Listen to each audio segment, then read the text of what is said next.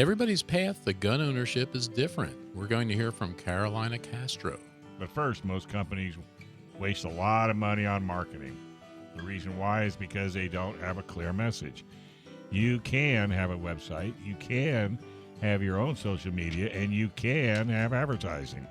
But if you don't have a clear, easy to understand message, you're losing customers.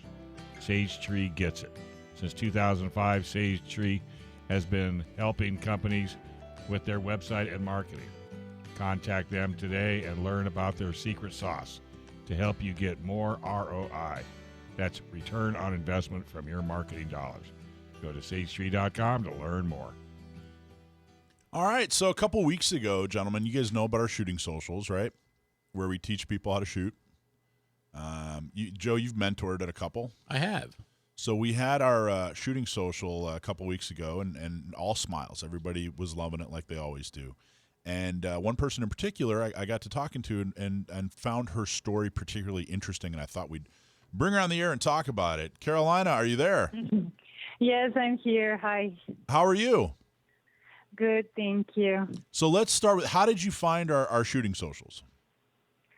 I found it through, I went to a freedom market. I believe it was in April, and that's how I was able to, get to know your association, and I decided to follow you guys, and that's how I ended up in the shooting social.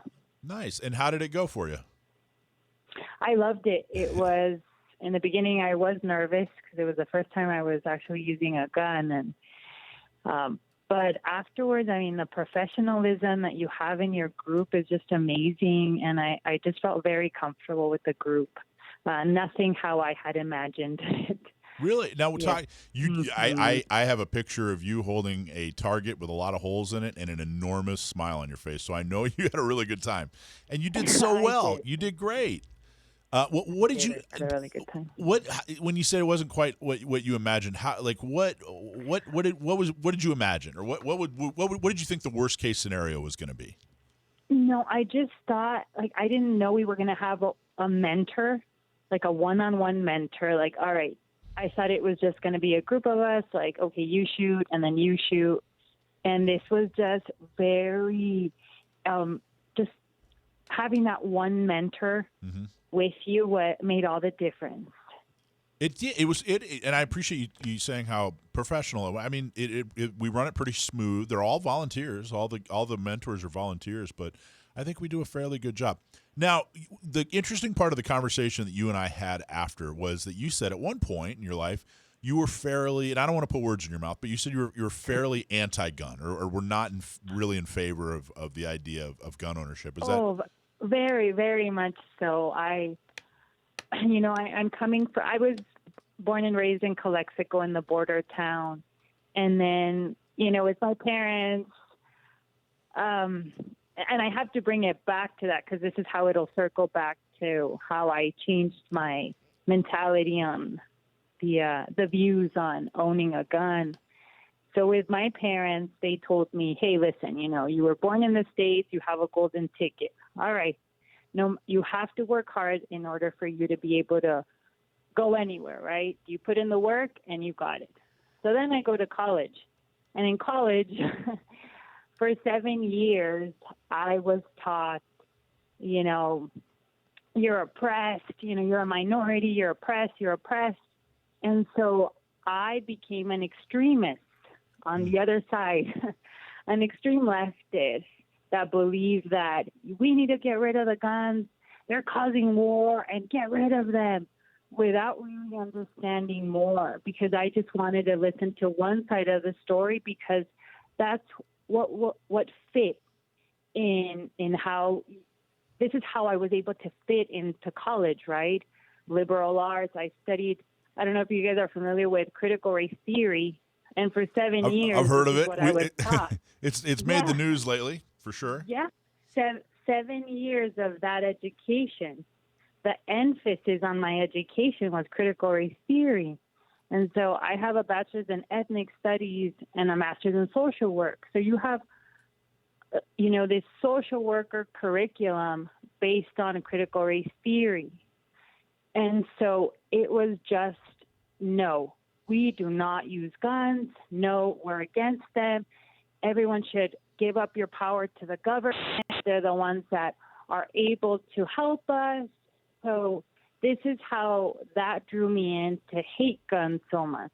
Wow. Plus, I was watching news, and everything around the news circled back to, you have these shootings, so against guns. So again, I only wanted to listen to one side of the story. Mm-hmm. And that's what led me to be so against them, because I wasn't open-minded.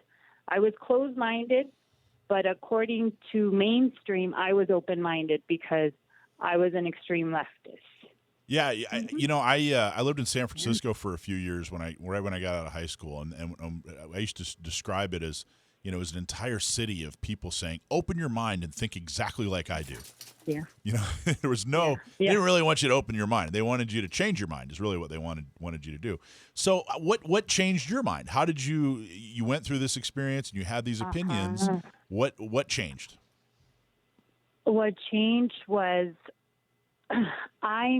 my previous relationship, my partner, he's Romanian. And so he lived through communism. And he would have conversations with me and ask me, why are you always talking about yourself like you're a victim? Like you were raised here. Like, why are you feeling like, oh my gosh, there's racism, like, oh, I'm being discriminated, like, why? And I would tell him, like, you don't understand, you weren't raised here. But the more he would question and ask me, like, why is it? And that just made me question, like, well, that's true. Why is it? So as I also, when I was in school, I was raised Catholic, but when I went to school, all of a sudden my belief system was shattered because, no, you don't believe, we're not supposed to believe in a higher being. No, we're for the people. And again, I was an extremist. And as he would question it and ask me the questions of like, why is it that you're acting this way? And why is it that you're always victimizing yourself? And I thought for a minute, like, that, why is it? Like, why is it that I hate the right so much without really ever bothering to have a conversation? And if I'm going to claim to be such an amazing social worker and I'm not willing to listen to the other side, like that, I'm just being one-sided and closed-minded. So I started diving into the other political side because I wanted to learn. And if I'm a good listener, then I'm going to learn from the other side. And again, as we mentioned, like, just took me through the rabbit hole. And I realized, like, how much brainwashing had happened in school. But I went back to my roots, my parents, my Catholicism, getting connected with God and understanding communism and connecting it back to how school was grooming me to believe that the government was the one that was going to save me. Well, and it's interesting. Save all of us. It's interesting too that someone from Romania. I'm assuming he grew up in Romania and was a recent. He grew up, yeah. And it's interesting that kind of an outside perspective, saying, "Hey, I'm kind of putting words in your mouth here, but it seems like he was saying, hey, look, I fought hard to get here to experience all this freedom, and I don't understand why you're criticizing. He came here for a reason." Right. And you had the opposite opinion after growing up here, and it seemed like he was maybe not. I don't know if he was he trying to convince you, or was it more of an honest, like, hey, I don't get it here? Yes, it was like, hey, listen, I came here with nothing, and now, like, after working hard, like, I've made it. Like, wow. I climbed the ladder, and you being a citizen here, like, what's to complain about? You have everything. You're privileged. You're privileged. So when when you changed some of your views and looked at things a different way, did you lose some friends? Did you have some friends left over from college or whatever? Did you lose some relationships, or were people pretty accepting, or how did that go? I started voicing out my opinion on Instagram, more and more, I just started sharing posts on, the other side, the right view. And I was surprised that people started reaching out to me and saying like, hey, I'm right there with you. Like, yes. And so it was attracting like-minded individuals, which is what I wanted. I'm still closeted to some friends, and I just listen, and I'm like, I'm not even going to get into an argument. Like, I love you very much, but that's okay. You have your different opinions, but I'm much more open about my views now.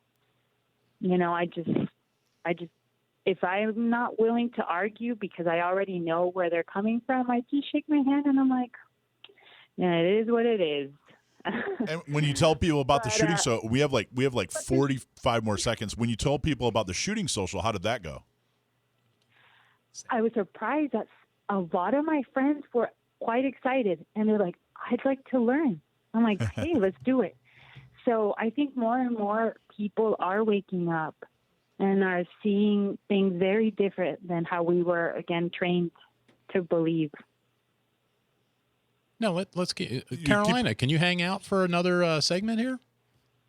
Yeah. You got some time? All right, cool. That's what we're doing. We're gonna when we come back, we're going to talk more to Carolina and about the shooting social and a little bit about Not Me and some of the views that have changed. So hang in there with us while like Dave says, pay some bills. PRMI Mortgage, primeres.com/Alpine.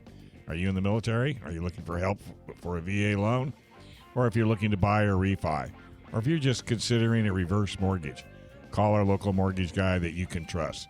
Call Chris Wiley at PRMI Mortgage. For nearly 25 years, Chris has been helping local San Diegans with all their mortgage needs. Give Chris a call at 619-722-1303 or just go to primeres.com/Alpine.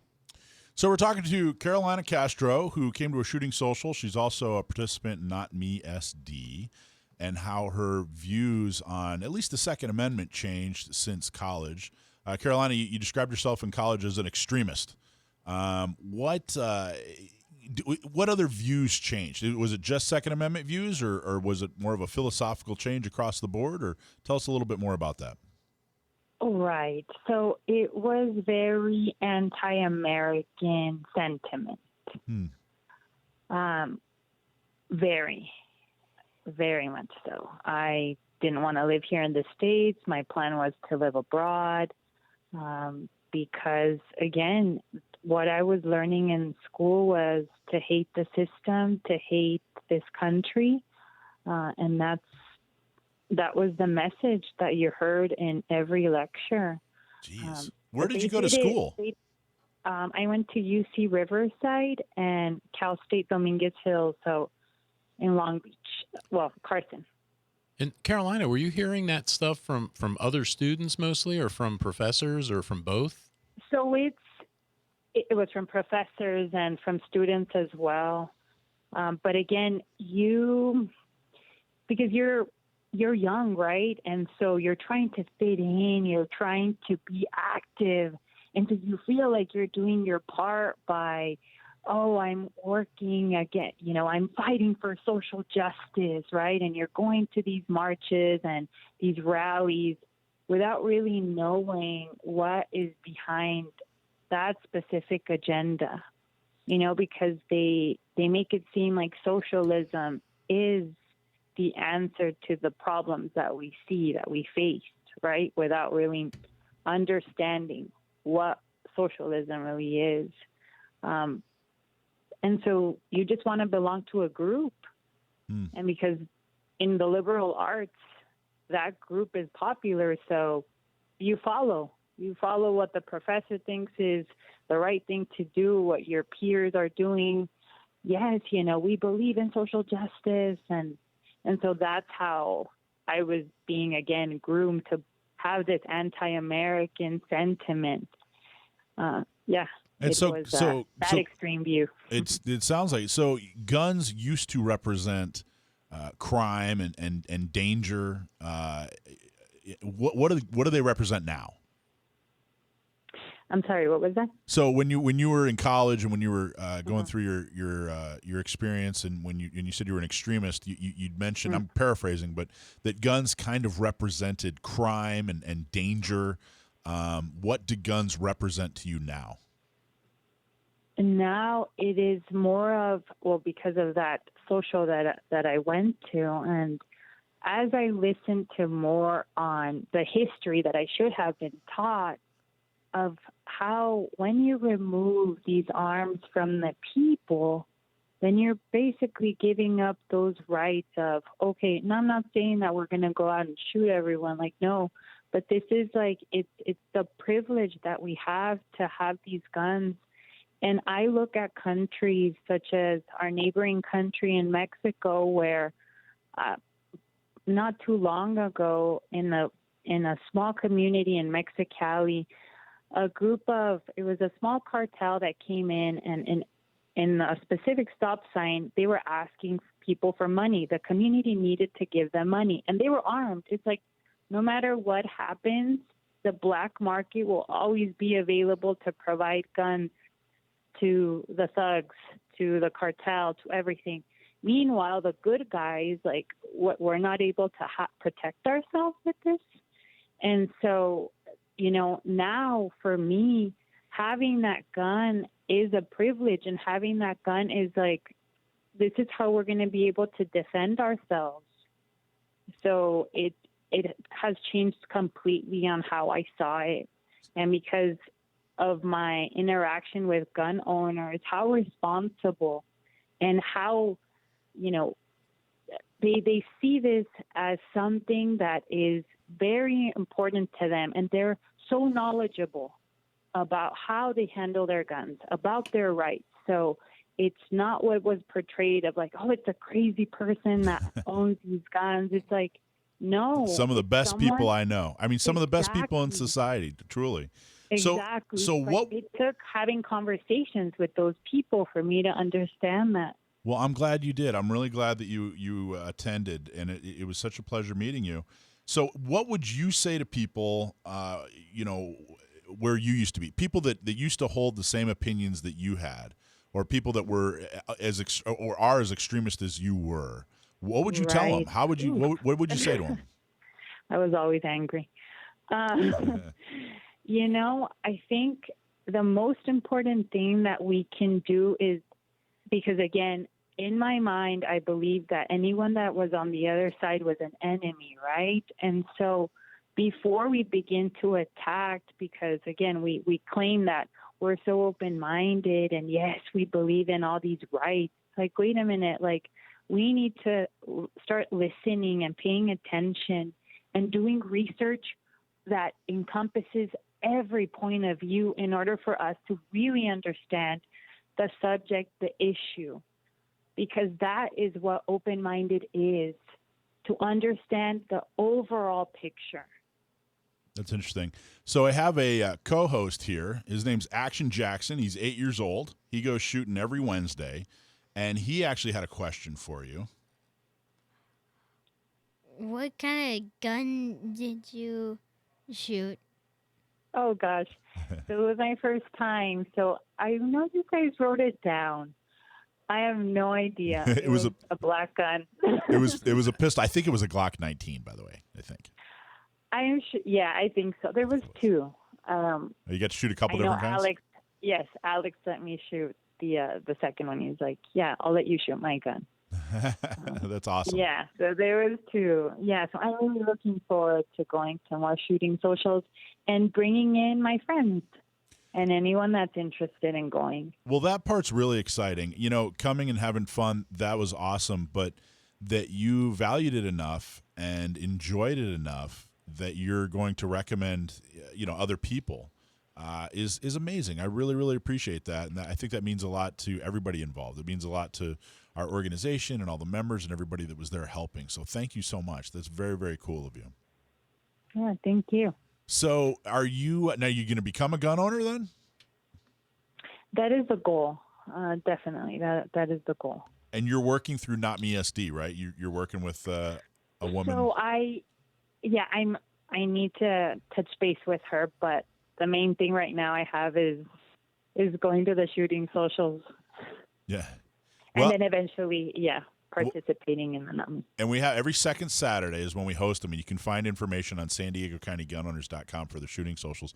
Did you get any negative feedback when you were telling your friends or people that you knew? Did anybody say, "Oh my gosh, I can't believe you did that," or is it all positive? No, not at all. Especially when I would show them the picture and my big smile. I'm like, "Hey guys, like this is what it's about." And actually, my neighbor upstairs, as we were having conversations, because again, more and more people are opening up and saying like, hey, let's have these conversations that normally we wouldn't have, like in communities where I live that are, extremists. That's awesome. Carolina Castro, thank you so much. I look forward to seeing you at the next shooting social. Thanks for watching this clip from Gun Owners Radio. You can watch us live every Sunday from 4 to 6 p.m. California time, right here on our YouTube channel, or if you're in the San Diego area, you can listen to us on 1170 a.m. We're also available on your favorite podcast platform for free. Don't forget to like and subscribe so that you can help restore and protect the Second Amendment, not just in California, but across the country.